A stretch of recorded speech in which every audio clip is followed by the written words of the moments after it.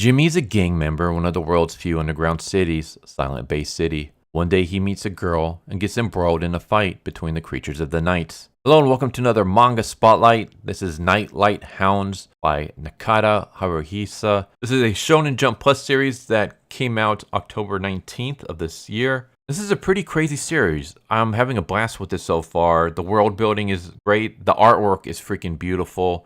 The characters are interesting. It is pretty much a Japanese take on American Prohibition. So there's a lot of like gang wars and stuff, but we also mix in urban fantasies. We have a little bit of the World of Darkness mixed in. It kind of reminds me of like Vampire the Masquerade, Werewolf the Apocalypse, maybe a little bit of Hunter the Reckoning. So let's kind of just jump right into what this is about. So our main character is Jimmy, and Jimmy works for the Lakeside Fellas. And the Lakeside Fellas basically run Silent Bay City. They have paid off the cops, they've paid off the politicians, they are cozy up with the elites. They basically kind of run the area. And even though Jimmy is a part of this gang, he's not an official member yet. He's just an underling at this point. And we start off with the Lakeside Fellas pretty much racketeering this old man in his restaurant. And the guy is like, no, like I know who your boss is. I know your boss would never pull something like this. I'm not talking to you guys. Let me see your boss. And the gangster is like, hey, Jimmy, get in here. So Jimmy shows up and the guy gives him a gun and tells him, hey, I want you to shoot this guy. You've never killed anyone before, right? So this is your test. If you do this, you'll become an official member. And if you become an official member, you basically get branded with the Lakeside Fellas logo. And that means that you're kind of like a made man. So I need you to scare this guy, Jimmy. And then he kind of whispers to Jimmy, just kind of shoot around him or something. You don't actually have to kill him, but just put the fear of God in him so that he will listen to our requests. And so Jimmy aims a gun at him, but Jimmy is a good-hearted guy deep down, and he can't do it. And his hesitation almost cost him his life because the old man grabs a gun and is about to shoot Jimmy when Jimmy's boss blows the old man's brains out. And basically he's like, all you had to do was just scare him, and now you almost had your brains blown out, and now I had to kill somebody. All right, fellas, grab the body. We're going to dump it in the shed. So Jimmy and this other Lakeside fella end up getting rid of the body. They chuck it inside the shed. And the guy later tells Jimmy, hey, I'm leaving. Even though I was just made a Lakeside fella, I want to get the hell out of this city. You've heard of our underboss, Dorothea, right? Well, she's way more ruthless than our current boss. And if she were to ever get power, like if she were to ever become the head boss, she's going to get rid of guys like us. We got to get out of here. Like, I got a wife, I got kids I want to protect. The city isn't a safe place for them. Why don't you come with me? And Jimmy's kind of like, I can't. I got no one to protect. I got no one to go to. I don't have any money. I don't have any family members or friends outside the city that I can stay with. I'm kind of just stuck here. So the guy wishes him luck, goes on his way. And Jimmy goes back home where he goes into his apartment and realizes that his rent is past due. And he's just like, I got no power now. I guess I'm going to eat on the rooftop. I barely have any money to even get dinner. And so he's chilling, eating a sandwich, and he has like a flashback where he sees a little boy sitting next to him. And this is Jimmy's brother. And later on, we get to find out what happened to Jimmy's brother. Basically, his parents were killed, and it was just Jimmy and the brother. Jimmy was forced to kind of raise him, and they made a promise that one day they were going to get the hell out of this city. And so they would take any odd jobs that they could, try to save whatever money they can. And one day, Jimmy's little brother went to the mall, and there was a gang fight going down there, and there was a huge explosion, and the little brother was killed. And to make things even worse for Jimmy, when the little brother was killed, it turned out that he was holding a sandwich bag, and the sandwich inside was Jimmy's favorite sandwich. So the little brother was saving up whatever money he can so that he can buy his brother's favorite sandwich. And that's what ended up getting him killed. So, of course, Jimmy feels guilt for that. And, of course, for the fact that he wasn't able to protect him. And so he's just staring down, overlooking the ledge of the skyscraper that he's on. And he's even contemplating jumping off. He's just saying that he's tired of living. That's when this baseball bounces next to him. And he just kind of picks it up. He asks if there's anyone around. He doesn't get any response. He chucks it. It bounces back to him. And so he's like, is there someone there? So he writes, who are you on the baseball? And he ends up accidentally chucking it off the roof. So he looks over the ledge again. And that's when someone appears behind him. And this scares Jimmy and he almost falls off the building when the person grabs him. And it turns out to be this little girl. And so Jimmy's trying to talk to her and she is not really responding. Says she holds up the baseball that Jimmy had thrown, which should kind of piece something into your head. Hey, Jimmy accidentally threw this ball off the roof. And now all of a sudden this little girl's on the roof with the baseball, not seconds later. How the hell did that happen? Jimmy's like, hey, can you pull me up? And instead of pulling him up, the little girl starts climbing over the ledge. And he's like, oh, no, like, if you do that, we're both going to fall. I need you to pull me up. But she doesn't seem to understand him. So he grabs the ball, chucks it back over her shoulder, and she ends up chasing after it like a dog. And doing so ends up pulling Jimmy back onto the roof with her. And then we just get like a moment where she's like adorably dancing with the ball. And then the two just kind of share a moment. Jimmy ends up giving her his sandwich and just kind of asks her, like, hey, where's your family? You know, where are your parents? And the little girl doesn't respond. So he thinks, oh, I guess she's alone. And he also notices that she has an injury on her hand. So he kind of wraps it up and basically tells her, like, hey, I have a room inside this apartment. If you got nowhere to go, you can go sleep in there. I'll just chill out on the roof. And she ends up disappearing. She's gone. He's like, I wonder who that was. So he just kind of goes about the next day doing his job. Then he goes back home later that night. And the little girl's on the rooftop again. And she has given him a gift. He gives him some flowers. And so he gives her a gift in return, which is another sandwich. He just kind of discusses the city. She's like pointing at the buildings and he's explaining, oh, that building there, that's the symbol of the city. All the politicians and investors and rich guys meet there. People like us will just get kicked out the door. You didn't hear this from me, but I heard the top four are the Lakeside Fellas. So they basically run this city. And the little girl shouts out vampire. And Jimmy's like, yeah, I guess it does kind of look like a vampire's castle. You better be careful if you go anywhere near that building. You're going to get hunted by vampires. And a little kid like you is going to get gobbled up. And then she starts growling and he's like, hey, you know, I was just joking. And then he explains to her about his little brother because he tells her, you remind me of him. And I already went over the story of the little brother. What I didn't go over is the fact that one of the Lakeside fellas ended up killing the guy who caused the explosion. The Lakeside fella guy is now Jimmy's current boss. That's why Jimmy's like working with them. And he just kind of starts crying about the fact that him and his brother had promised each other that they would leave the city, that they would go outside the city. And he feels bad that he was never able to live up to that promise. And that's when Lily says, I won't go outside. Like she speaks in very broken English. And Jimmy's like, you know what? Yeah, like maybe one day we'll go outside together. We'll leave this old place behind. You can choose where you want to go and I'll be your bodyguard. And he basically tells her, like, I'm Jimmy. What about you? And she says that she doesn't have a name. So he's like, well, let's see. Maybe I can give you a nickname. Your eyes shine like lights, so we'll take the L-I from light. And how about Lily? And the little girl likes it, and she starts dancing, saying Lily. She now has a name. And that's when this mysterious guy shows up. His name is Kay. And Jimmy's like, oh, looks like you did have family. And Jimmy gets pissed off at this guy. She's like, hey, are you her dad? What the hell are you doing leaving her alone so late? She was on the roof last night too. Do you know what kind of place this is? And the guy's like, oh, you look disappointed that she's not worse off than you.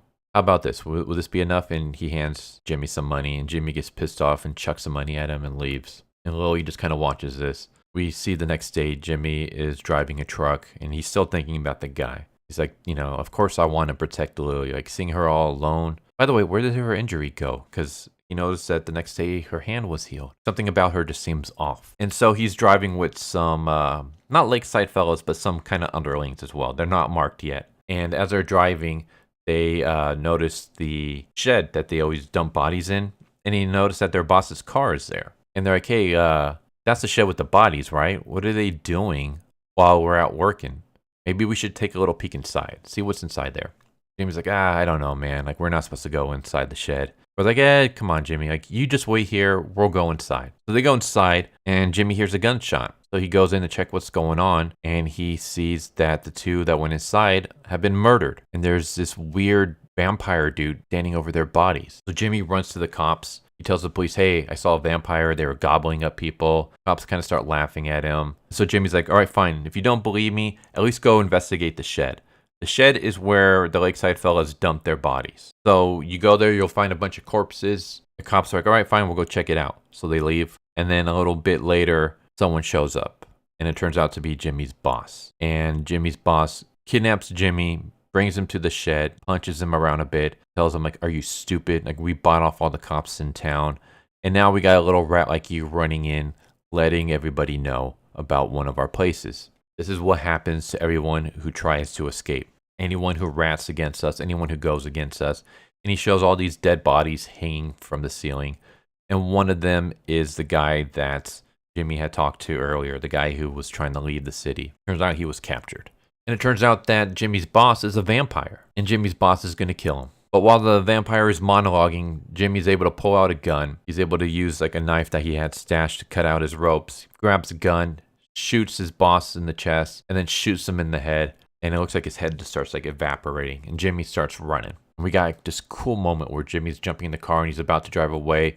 And his boss just blasts through the car, ends up destroying it. Jimmy crashes into a tree. And his boss starts healing his wounds. His face starts like morphing back together. It says, Jimmy, anywhere but my face. Don't want to hurt my good looks. And the guy ends up morphing his hand to like this weird blade construction. And he's about to kill Jimmy. And Jimmy just kind of thinks about everything. He thinks about his crappy life. He thinks about his lost brother. He thinks about Lily.